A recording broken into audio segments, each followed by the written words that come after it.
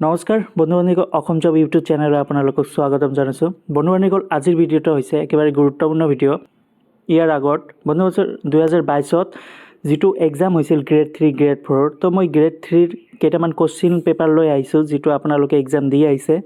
তো এতিয়া 2023-24ত যিটো এক্সাম হ'ব গ্ৰেড 3 গ্ৰেড 4, তো কিছু আইডিয়া হ'ব পাৰে আপোনালোকৰ এই কোশ্চিন পেপাৰটো চাই।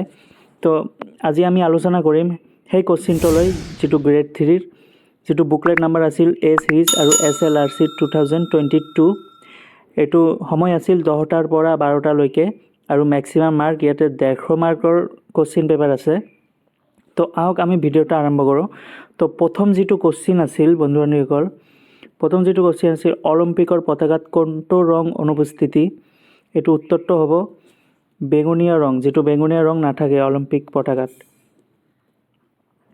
2 নম্বৰটো কোশ্চিন আছে বন্ধু-বান্ধৱীসকল, যে পেৰুৰ ৰাজধানী চহৰ এইটো লিমা হ'ব। ডি নম্বৰ উত্তৰটো হ'ব লিমা চহৰ। কোশ্চিনটো হৈছে বন্ধু-বান্ধৱীসকল, নেশ্যনেল ষ্টক এক্সচেঞ্জটি ক'ত অৱস্থিত? নেশ্যনেল ষ্টক এক্সচেঞ্জটি এইটো হ'ব উত্তৰটো এ নম্বৰ মুম্বাইত অৱস্থিত।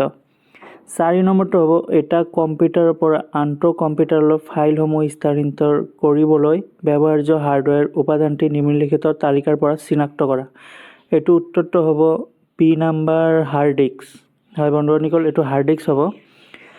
5 নম্বৰটো আছে, উত্তৰ ভাৰতৰ হিন্দু গংগাই সমতল ভূমিক দক্ষিণ ভাৰতৰ স্থিত দাক্ষিণাত্য মালভূমিৰ পৰা পৃথক কৰা পৰ্বতমালাটি হৈছে। এইটো পৰ্বতমালা হ'ব এ নম্বৰ কাৰাকোৰাম পৰ্বতমালা, বি নম্বৰ হাতপুৰা। এইটো বি নম্বৰটো হ'ব হাতপুৰা আৰু বিন্ধ্য পৰ্বতমালা। হয়, এইটো বি নম্বৰটো হ'ব হাতপুৰা আৰু বিন্ধ্য পৰ্বতমালা। তাৰপিছত বন্ধু-বান্ধৱীসকল 6 নম্বৰ কোশ্চিনটো হ'ব, নিম্নলিখিত নদীসমূহৰ কোনখন নদীৰ উৎপত্তি হিমালয়ৰ পৰা নহয়? হিমালয়ৰ পৰা নহয় বুলি ক'লে এইটো হ'ব নৰ্মদা। ডি নম্বৰ নৰ্মদা হ'ব। সিন্ধু হিমালয়ৰ পৰা উৎপত্তি হয়, গংগা হিমালয়ৰ পৰা উৎপত্তি হয়, যমুনাও হিমালয়ৰ পৰা উৎপত্তি হয়। তো ইয়াতে দিছে হিমালয়ৰ পৰা নহয়, তো এইটো হ'ব নৰ্মদা। উত্তৰ ডি নৰ্মদা। 7 নম্বৰ কোশ্চিনটো হ'ব বন্ধু-বান্ধৱীসকল, কিমান উষ্ণতাত পানীৰ ঘনত্ব সৰ্বোচ্চ হয়? পানীৰ ঘনত্ব সৰ্বোচ্চ এইটো হ'ব 4 ডিগ্ৰী চেণ্টিগ্ৰেড। 8 নম্বৰটো হৈছে, সমাজ বিজ্ঞানৰ কোন শাখাত সম্পত্তিৰ উপাদান বিতৰণ আৰু উপভোগ সম্পৰ্কীয় অধ্যয়ন কৰা হয়? 8 নম্বৰটো হ'ব বন্ধু-বান্ধৱীসকল, এ নম্বৰ বাণিজ্য, বি নম্বৰ অৰ্থনীতি, চি নম্বৰ ৰাজনীতি বিজ্ঞান, ডি নম্বৰ সমাজতত্ত্ব। এইটো বি নম্বৰ হ'ব অৰ্থনীতি, যিটো সমাজ বিজ্ঞানৰ কোন শাখাত সম্পত্তি উৎপাদন বিতৰণ আৰু উপভোগ সম্পৰ্কীয় অধ্যয়ন কৰা হয়? বি নম্বৰ অৰ্থনীতি হ'ব। তাৰপিছত বন্ধু-বান্ধৱীসকল 9 নম্বৰটো আছে, নিম্নলিখিত তালিকাৰ পৰা স্বাভাৱিকভাৱে তেজস্ক্ৰিয় পদাৰ্থটি চিনাক্ত কৰা। তেজস্ক্ৰিয় পদাৰ্থটি এইটো হ'ব প্লুটনিয়াম। এইটো উত্তৰটো হ'ব প্লুটনিয়াম। তো অলপ কনফিউশ্যন আছোঁ, যদি আপোনালোকে শুদ্ধ উত্তৰটো জানে যে কমেণ্টত জনাব পাৰে। তো প্লুটনিয়াম হ'ব পাৰে। 10 নম্বৰটো হ'ব বন্ধু-বান্ধৱীসকল, 10 নম্বৰটো হ'ব ভলীবল কোৰ্টত প্ৰতিটো পক্ষত কিমানজন খেলুৱৈ থাকে? এইটো আমি সকলোৱে জানো যে উত্তৰটো হ'ব 6টা খেলুৱৈ থাকে। তাৰপিছত 11 নম্বৰ কোশ্চিনটো হ'ব, ভাৰতবৰ্ষৰ কেইখন ৰাজ্যৰ সীমাই অসমৰ স্পৰ্শ কৰে? ভাৰতবৰ্ষৰ 7খন ৰাজ্য। 7খন ৰাজ্য বুলি ক'লে আমি 7 ভনী বুলি গম পাওঁ, যিটো অৰুণাচল, তাৰপিছত মেঘালয়, তাৰপিছত ৱেষ্ট বেংগল, তাৰপিছত মিজোৰাম, মণিপুৰ, ত্ৰিপুৰা, এই নাগালেণ্ড, এইকেইটালৈকে 7 ভনী ৰাজ্য আমি ক'ব পাৰি। 12 নম্বৰটো হ'ব যে 1 জানুৱাৰী 2022 সাপেক্ষে অসমৰ বিত্তমন্ত্ৰী কোন? এইটো হ'ব অজন্তা নেওগ। তাৰপিছত 13 নম্বৰটো হৈছে 31 মাৰ্চ 2022 সাপেক্ষে অসমৰ মুঠ জিলা আছে 35টা হ'ব বন্ধু-বান্ধৱীসকল। বি নম্বৰটো হ'ব 35। বৰ্তমান 31টালৈকে কৰি দিছে ডিষ্ট্ৰিক্ট। তো যিটো আছিল 31 মাৰ্চ 2022 সাপেক্ষে অসমৰ মুঠ জিলা আছিল 35টা।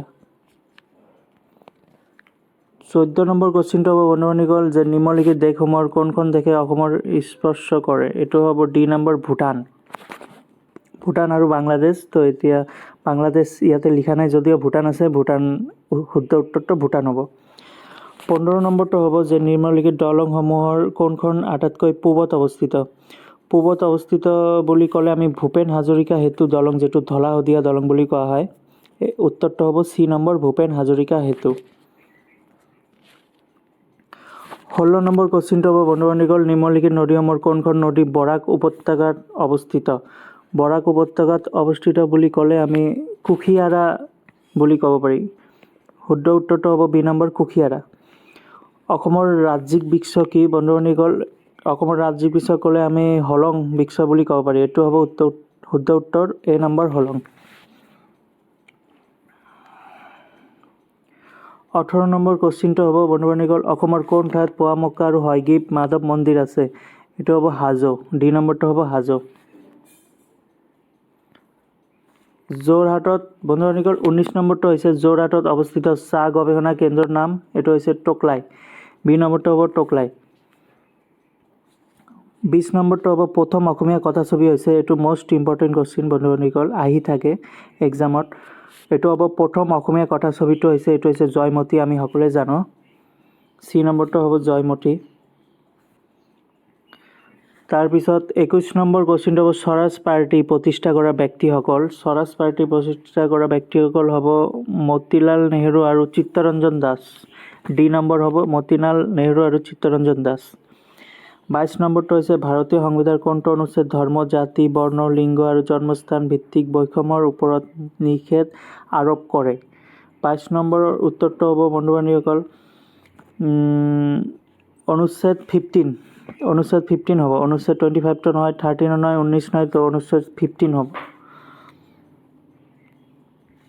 তাৰপিছত বন্ধু-বান্ধৱীসকল মহম্মদ আদিল শ্বাহৰ সমাধিস্থ গম্বুজ।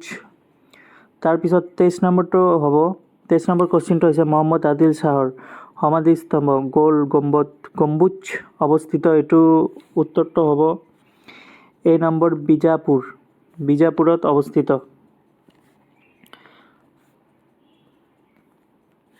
24 নম্বৰ কুৱেশ্যনটো হ'ব বন্ধু-বান্ধৱীসকল ভাৰতীয় অসামৰিক বিমান চলাচল মন্ত্ৰালয়ৰ উদ্যোগত হোৱা উড়ানত এ বৰ্ণটিৰ সম্পূৰ্ণ ৰূপটো কি? উড়ানৰ এই বৰ্ণটিৰ সম্পূৰ্ণ ৰূপটো হৈছে, এইটো হ'ব উত্তৰটো হ'ব আম। 24ৰ এই উত্তৰটো হ'ব আম। তাৰপিছত 25 নম্বৰ কুৱেশ্যনটো হ'ব 10 লাখ টকাৰ বজাৰ মূল্যায়নৰ লক্ষ্যত উপনীত হোৱা প্ৰথম ভাৰতীয় কোম্পানীটো হৈছে ৰিলায়েন্স। ডি নম্বৰ শুদ্ধ উত্তৰ হ'ব ৰিলায়েন্স।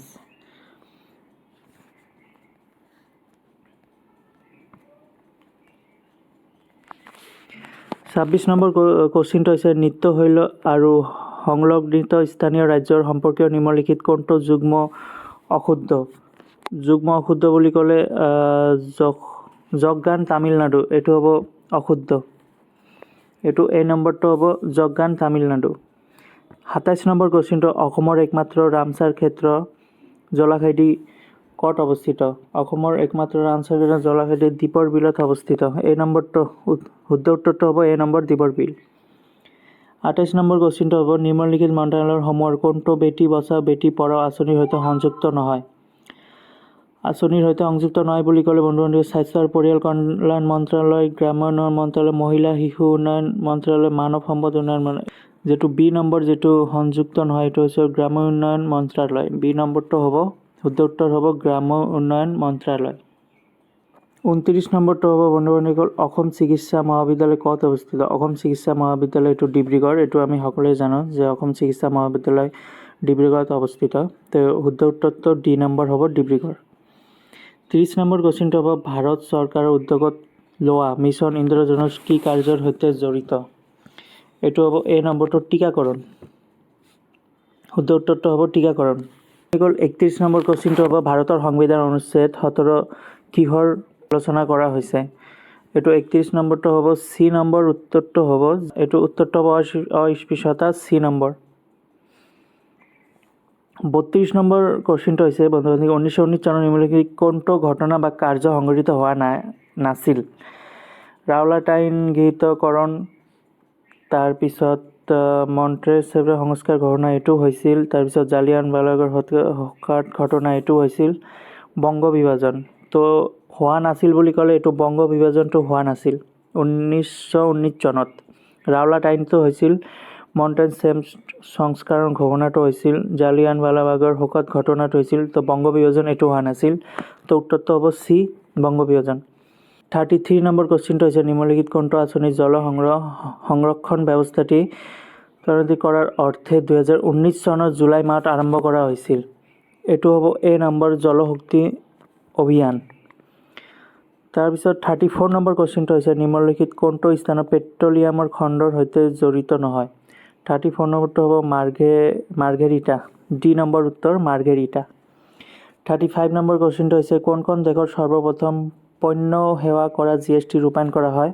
এইটো উত্তৰটো হ'ব ফ্ৰান্সত 1954 চনত ফাৰ্ষ্ট GST ৰূপায়ণ কৰা হৈছিল।